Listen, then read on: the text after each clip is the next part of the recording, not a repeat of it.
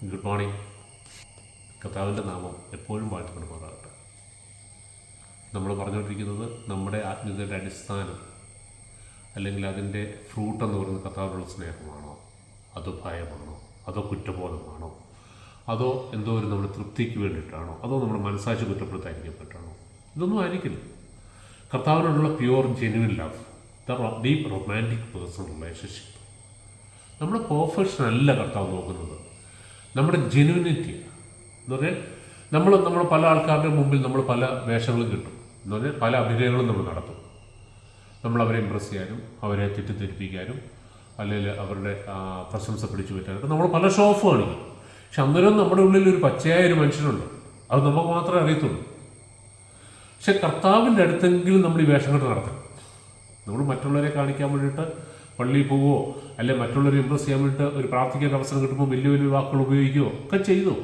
പക്ഷേ നമ്മൾ കർത്താവിൻ്റെ അടുത്ത് വരുമ്പോൾ വ്യക്തിപരമായിട്ട് കർത്താവുമായിട്ട് നമുക്ക് എൻകൗണ്ടർ ഉണ്ടാകും, അല്ലെങ്കിൽ നമ്മൾ ഇരിക്കുമ്പോൾ ആ സമയത്തെങ്കിലും കർത്താവിൻ്റെ അടുത്ത് വേഷം കെട്ട് നടക്കും. കാരണം കർത്താവിൻ്റെ അടുത്ത് വേഷം കെട്ടി നടക്കത്തില്ല. ഒരു ഫാൻസി ഡ്രസ്സും കർത്താവിൻ്റെ അടുത്ത് ചിലവാകത്തില്ല. കർത്താവിൻ്റെ മുമ്പിൽ സകലവും നഗ്നവും മലർന്നു എന്ന് പറഞ്ഞാൽ നമ്മളായിരിക്കുന്നത് പോലെ നമ്മുടെ ഹൃദയം എന്താണോ അത് കർത്താവിനറിയാം. അപ്പോൾ പിന്നെ നമ്മൾ എന്താ ചെയ്യേണ്ടത്? ഒന്നും ചെയ്യാനില്ലാതെ ഒരു എന്താ പറയുക, ഒരു ഈ കുറ്റവാളികൾ എല്ലാം കുറ്റമൊക്കെ ഞാൻ ചെയ്തിട്ടില്ല, ഭയങ്കരമായിട്ടെല്ലാം ഞാൻ ചെയ്തിട്ടില്ല, ഞാൻ അങ്ങനത്തെ കാരണമല്ല. പോലീസ് ക്വസ്റ്റ്യൻ ചെയ്യുമ്പോൾ സാറെന്തോ പറയുന്നത് ഞാൻ ഇന്ന് വരെ അങ്ങനെ ഒരു പ്രവൃത്തി ചെയ്തിട്ടുള്ള അവസാനം തെളിവെല്ലാം അങ്ങോട്ട് എടുത്ത് വെച്ചപ്പോൾ ഇവരുടെ ഇരിപ്പുണ്ട്. പിന്നെ തന്നെ ഇനി ഞാനെന്നാ പറയാൻ? അതുവരെ ഭയങ്കര ബോളായിട്ട് നിൽക്കുന്നില്ല. തെളിവെല്ലാം പോലീസ് സോളിഡ് എവിഡൻസ് അല്ലെങ്കിൽ വീഡിയോ അല്ലെങ്കിൽ ക്യാമറ അങ്ങോട്ട് കാണിക്കുമ്പോൾ, ക്യാമറ കിട്ടിയ ഫുട്ടേജ് കാണിക്കുമ്പോൾ പിന്നെ അവൻ്റെ ഇടുക.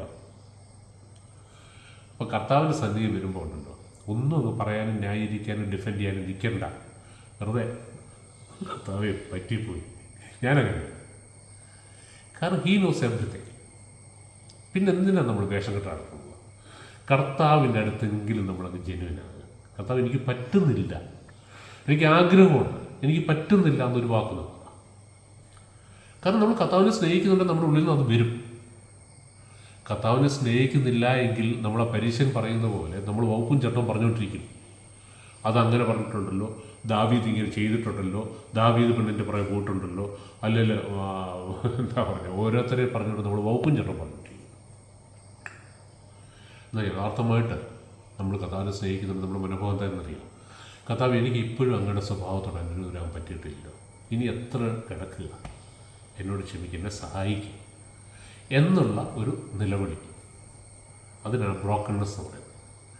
അപ്പോൾ പത്രോസ് അവരുടെ പ്രാർത്ഥന കഴിഞ്ഞപ്പോൾ യേശു ശിമയോൻ പത്രോസിനു, യോഹന്നാൻ്റെ പുത്രനായ ശിമയോനെ, നീ ഇവയേക്കാൾ അധികമായി എന്നെ സ്നേഹിക്കുന്നുവോ? ഇവരേക്കാൾ അധികമായി എന്ന് പറയാൻ ഒരു ദൈവാസം പറയക്കുന്നത്. ഇപ്പം എങ്ങനെ കർത്താവിന് പത്രോസിനോട് ചോദിക്കാൻ പറ്റുക? അല്ലെങ്കിൽ ഇപ്പം നമുക്ക് 5 മക്കളുണ്ടെന്ന് വിചാരിക്കുക.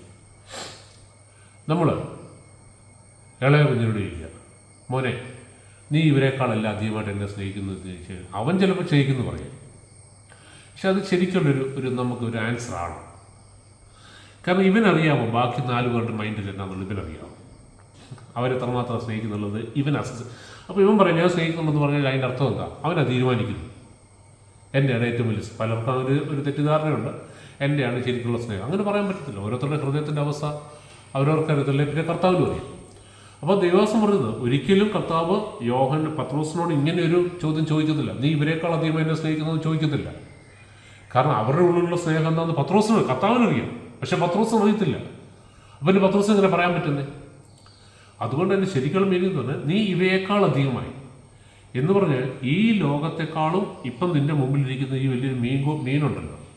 നമുക്ക് അതിന് മുമ്പോട്ട് വായിക്കുമ്പോൾ അറിയാം, കർത്താവ് മരിച്ചു, ഉയർത്തെഴുന്നേറ്റു, അടച്ചിട്ട മുറിയിൽ ചെന്നു, ശിഷ്യന്മാരുടെ മുമ്പിൽ പ്രത്യക്ഷപ്പെട്ടു, റിസീവ് ദ ഹോളി സ്പിരിറ്റ് എന്ന് പറഞ്ഞ് പരിശുദ്ധാത്മാവിനെ ഊതി, അവർ പരിശുദ്ധാത്മാവിനെ സ്വീകരിച്ചു. പത്രോസ് ആ കൂട്ടത്തിലുണ്ടായിരുന്നു. അത് കഴിഞ്ഞ് 2 ദിവസം കഴിഞ്ഞപ്പോൾ പത്രോസ് പറയാം, മടുത്തിട്ട് പറയാം, ഞാൻ മീൻ പിടിക്കാൻ പോവാണ്. അപ്പം അതിൻ്റെ ഒരു അർത്ഥം എന്താ? 3.5 വർഷം കർത്താവിനോട് നടന്നു, അതിനേക്കാൾ ബെറ്ററായിരുന്നു എൻ്റെ പഴയ പണിയും. ആ പഴയ പണിക്ക് പോയി രാത്രി മുഴുവൻ അധ്വാനിച്ചിട്ടൊന്നും കിട്ടിയില്ല.